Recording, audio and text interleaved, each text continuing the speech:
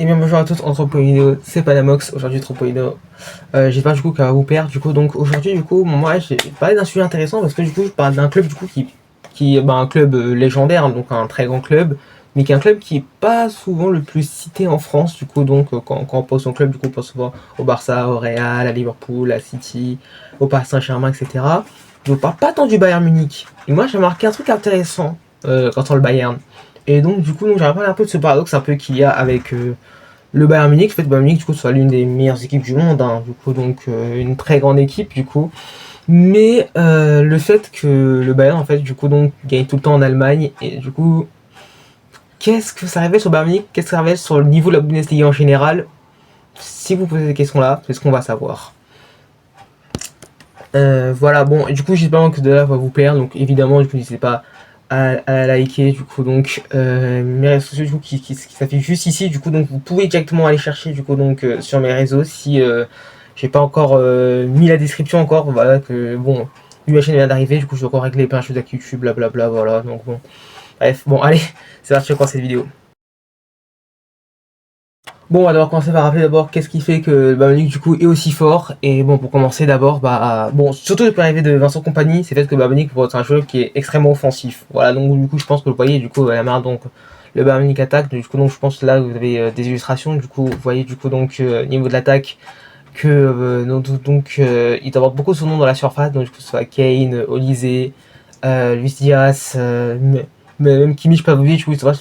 qui sont carrément dans la surface, sur l'entrée de la surface. Donc Upamecano et Jonathan Tah qui sont très très hauts, etc. Et ben, du coup, ça passe énormément par les côtés, du coup, donc par exemple, du coup, ouais, avec Olise, alors avec Luis Diaz, donc du coup, souvent, ou alors souvent, s'ils sont directement eux dans la surface, avec Kane, du coup, pour des surnombres, du coup, donc il y a les latéraux, du coup, donc, par exemple, Leimer, ou alors du coup donc sur le côté du coup Stanisic ou des fois Davis, c'est pas du coup qui apporte beaucoup du coup dans ce côté là, du coup Babani c'est équipe qui joue très très haut, qui joue un jeu qui est en général c'est de possession en général, donc du coup du coup voilà, donc du coup il y a beaucoup de permutations, ça bouge beaucoup, etc. Et aussi l'aspect aussi au niveau du pressing aussi, le fait que aussi pour un contre-pressing qui est très très intense, avec le fait du coup qu'on a une équipe qui est très très agressive. Voilà, donc je pense que notamment si vous vous rappelez notamment du coup du match du coup qu'ils avaient joué face à nous, bon, parce que moi je suis parisien, du coup donc c'était le match en Ligue des Champions en phase de Ligue, du coup donc où ils prenaient un pressing très très haut, du coup avec des centraux, avec même des centraux même du coup carrément qui viennent carrément chasser très haut, donc ça Tenta, mais surtout pas Mécano qui vient chercher très très haut ses adversaires, du coup donc vraiment un pressing du coup avec Kane, Luis Diaz, du coup Olivier du coup qui vont plutôt pour avoir pour but de attirer du coup les défenseurs du coup donc sur un côté, donc du coup donc de pousser du coup donc gêner la relance et donc du coup donc du coup donc avec tout simplement Kimmich, Pavlovic du coup qui peut passer derrière par exemple qui peut récupérer le ballon ou alors si il y a ça passer, ils sont face à Upamecano et Jonathan Tah, du coup Upamecano est l'équipe qui est très oppressante, qui étouffe vraiment son adversaire pour un stress très très haut. Et bon après on va dire aussi que la mentalité allemande, hein, bon voilà, juste regarder les scores de Bundesliga c'est un peu n'importe quoi, voilà, donc Upamecano du coup qui met 5-0, des 6-2, des 8-1, voilà, donc Upamecano du coup qui se régale en Bundesliga, je crois qu'il fait une meilleure attaque Bundesliga, je crois, avec je crois qu'ils ont marqué 139 buts, hein, un record, voilà, donc vraiment, voilà, donc en général, du coup, le Bayern Munich est une très grosse équipe, une des meilleures équipes du monde, c'est une machine collective qui est extrêmement bien huilée, du coup, probablement, la meilleure équipe du monde, probablement, au niveau du jeu, ça se rappelle demi-finale face au Paris Saint-Germain, donc voilà, donc, quand même, le Bayern Munich, c'est une très grosse équipe, mais par contre, ça pose des questions assez intéressantes. Tout simplement, ça pose la question parce que souvent, Munich,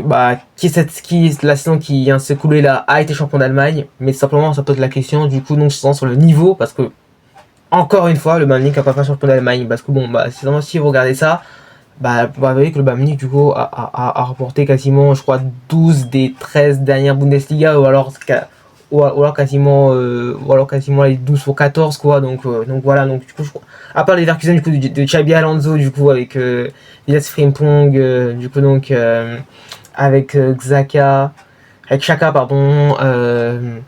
Grimaldo, etc. Du coup, qui a réussi à prendre le titre au Bayern Munich. En général, du coup, c'est toujours le Bayern Munich qui remporte. Et même des Bayern, franchement, pas fou, quoi. Donc, même sans le Bayern de Sokovac qui a remporté la Bundesliga. Même le Bayern, évidemment, on se rappelle le choke de Dortmund qui, s'il gagnait, c'était champion. Et finalement, le Bayern Munich finit quand même champion. Donc, voilà. Donc, c'est encore plus pire qu'en Ligue 1 parce que parce que même le Paris Saint-Germain même a laissé filer quand même quelques titres quand même là du coup face au Lille de Galtier, les grosses équipes de la SM du coup avec Jardim et compagnie du coup qui rend une équipe exceptionnelle. Du coup même nous on a laissé plus filer de titres et il y a beaucoup moins cette sensation de intouchable que Bayern Munich vraiment où tu sens qu'il n'y a aucune concurrence vraiment. Et voilà, ça va au niveau de Bundesliga du coup, donc bah, sur le fait que la Bundesliga, bon bah du coup classement UEFA, du coup je crois que c'est le troisième plus grand championnat, c'est devant la suite derrière la Liga et la Première Ligue, mais devant la Serie A et la Ligue 1, et ça pose la question parce que du coup bon, monsieur en Espagne, du coup en Espagne c'est un peu plus disputé encore face au Barça Real, en Première Ligue du coup donc il y a beaucoup plus de concurrence. Si cette dernière saison c'est plus City et Arsenal qui se bagarrent pour le titre, et même concernant et voilà quoi, voilà quoi. Et bon, en Serie A, c'est très disputant, Serie A, parce qu'en Serie A, du coup, donc, tout simplement, bon, bah, de toute façon, bah, un coup, tu peux avoir Naples, un coup, tu peux avoir l'Inter, un coup, tu peux avoir l'AC Milan. Mais si la Juventus, c'est vraiment qu'ils ne sont pas gagné le titre de la Juve, c'est vrai. Et bon, même les gars, même nous, on était concurrencés, hein. Donc, l'Arsenal, du coup, qui a fait une belle concurrence, bah, cette saison, du coup, qui a failli être champion devant lui, etc. Oh, et ça, etc. Mais, sans la différence, c'est que, bon, bah, Saint-Germain, bon, évidemment, c'est un fonds qatari, etc. Voilà, donc, ouais, puissance économique du coup donc tout simplement bah, hors de portée des autres qui fait que bon bah le fait qu'on gagne le titre nous c'est logique, mais c'est pas mené du coup à une Massara qui est largement supérieure aux autres équipes de Bundesliga, bah comme des grosses équipes à côté ou en tout cas des très belles équipes à côté du coup de la force européenne et tout qui sont quand même en dessous du Bayern Munich, et forcément ça pose des questions du coup ce fait que oh là là, est-ce que la Bundesliga est un championnat complètement éclaté, un championnat comment surcoté. Vous voyez, c'est plus nuancé que vous le pensez peut-être.